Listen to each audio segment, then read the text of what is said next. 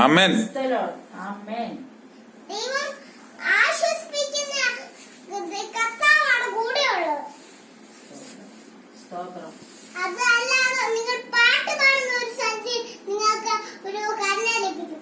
ആ കരുണ അല്ലാതെ നിങ്ങൾ കത്തിക്കുന്ന ഒരു സന്ധിയിൽ നിങ്ങൾ വിട്ടു മാറിപ്പോവല്ലേ. ദൈവത്തിന്റെ സന്ധി വിട്ടു മാറണം.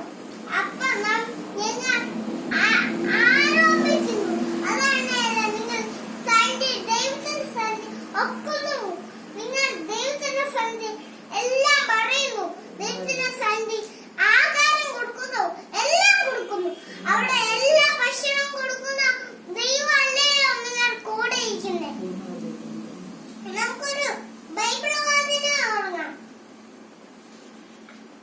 അവന്റെ കൃപയിലും അവന്റെ വിശ്വാസത്തിലും നിങ്ങൾ ഭയപ്പെടത്തില്ല.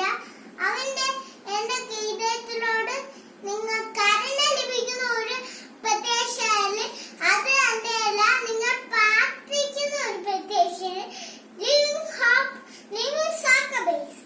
അത് തന്നെയാണ് ജീവനുള്ള പ്രത്യാശ.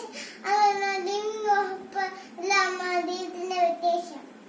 അപ്പൊ നമ്മള് പഠിക്കുന്ന ഒരു കാര്യത്തിൽ ആമേൻ. ഞാൻ എളുപ്പം പറയുവാ. ഹല്ലേലൂയ. എളുപ്പം എന്ത് വേണമെങ്കിലും നിങ്ങൾക്ക് യേശുപ്പച്ചൻ തരും. മുട്ടയാണെങ്കിൽ തരും, ചപ്പാത്തി ആണെങ്കിലും തരും, എല്ലാം തരുന്ന യേശുപ്പച്ചനാണ് നമ്മുടെ കൂടെ ഇരിക്കുന്നത്. അപ്പൊ നമ്മുടെ എല്ലാം പറഞ്ഞ അവര് പപ്പനെയും അമ്മേനെയും ഒക്കെ പ്രാർത്ഥിക്കുന്നെന്ന് പറഞ്ഞ് ഞാൻ പ്രാർത്ഥിക്കുന്നു. അത് ഒരു സംഭവം നിങ്ങൾക്ക് ഭയപ്പെടുത്തില്ലെന്ന് ദൈവം കൂടെ ഉണ്ടെന്ന് നിങ്ങൾക്ക് അറിയാവോ? ആമേൻ. അപ്പൊ നിങ്ങൾ മിണ്ടാതിരിക്കുന്ന കൊള്ള സന്ധിയല്ലേ.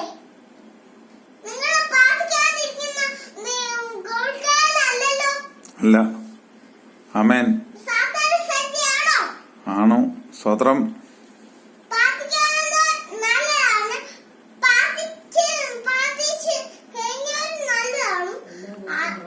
എല്ലാ ദിവസവും പ്രാർത്ഥിക്കുന്ന ജീവിതത്തിൽ അപ്പം നിങ്ങൾ പ്രാർത്ഥിക്കുന്നത് ലിവിംഗ് ഹോപ്പ്, ലിവിംഗ് സാക്രിഫൈസ്. അവിടെ ജീവനുള്ള പ്രത്യാശ നിങ്ങൾ കിട്ടാനല്ലോ പ്രാർത്ഥിക്കുന്നത്. ഹല്ലേലൂയ. ദൈവം അവിടെ ചെന്ന് എബ്രായരോട് പറഞ്ഞു ഒരു പട്ടിക്കുറുക്കനെ മാറ്റിക്കൊണ്ട് ഇവിടെ വെക്കാൻ. അവിടെ യേശുവിനെ അല്ലാതെ നീ മാറ്റാറുമില്ല. ആമേൻ. സത്യമാണോ? അതെ. Holy people to the Lord. വിശുദ്ധ ജനം. ആമേൻ. Yes. യെസ്. അതാണ് കപ്പ സൊല്യൂഷൻ. യേശുവിന്റെ ആരാധന. ആമേൻ.